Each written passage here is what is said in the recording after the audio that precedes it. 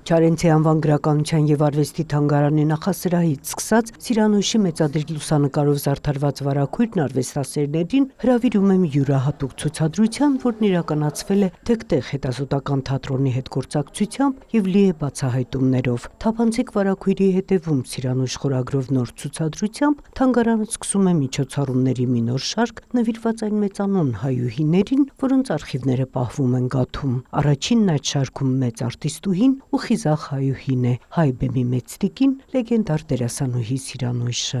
Եթե ասենք, որ ժամանակի ամենասիրելի կանանցից էր, շատ թույլ կլինի, նա պաշտամունքի արժանի արտիստ էր,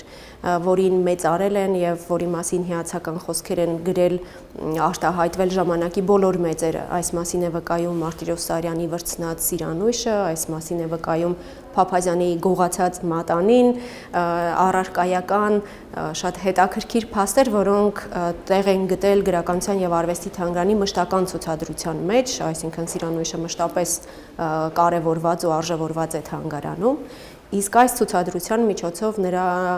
հոգին ենք բացահայտելու, նրա ներաշխարը։ Կամերային փոքրածավալ ցուցադրության մեջ խտացել են մեծատաղան դերասանուհու անձնական եւ ստեղծագործական կյանքի կարևոր դրվագները, նրա ոչ միայն բեմական առաքելության խոսուն վկայությունները, այլև մի կնոջ կերպար, որն իր ժամանակից շատ առաջ էր եւ բեկումնային դերակատարություն ունեցավ անկախ հայ կնոջ տեսակի ձևավորման գործում։ Իր բեմական գործունեությամբ նա կարծրատիպեր էր կոտրում եւ ճանապարհ հարթում դերասանուհիների հետագա սերունդների համար։ Իդեմս Սիրանուշի հայ դերասանուհիները, հայ կանանց եւ ոչ միայն հայ կանանց, այլ նաեւ Օսմանյան կայսրությունում ապրող այլ կանանց կյանքում դա առաջին անգամ գումար վաստակելու հնարավորությունն է, որ ազատությունն է բերել իրենց համար, երկրորդը նաեւ իրենց հագուստի կամ թերթերում հավասար տղամարդկանց իրենց անունն է նշվել եւ իրենց խաղի մասին դիտարկումներ են արել, պաստառներում մենք տեսնում ենք, որ Սիրանուշի անունը մեծատառերով գրված է, կարծես թե որպես կանչվող ինչ որ անուն եւ դա շատ մեծ փոփոխություն է, երբ որ դու տեսնում ես մուսուլմանական Օսմանյան կայսրությունում կնոջը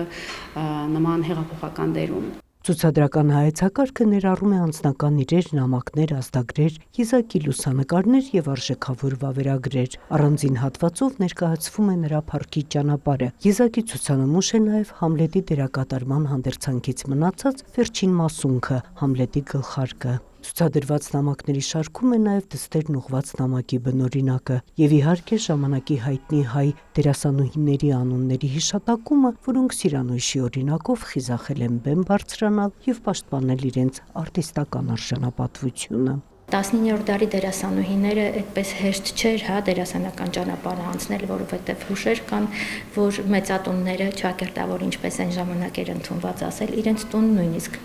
թույլ չեն տվել մտնել կանանց որպես ամբարոների կամ ծաղկեփունջեր են նետել դերասանուհիների վրա եզրերին ծրած փայտիկներ մցրած, որ դերասանուհիներին վնասում էր, նա հետ է նետել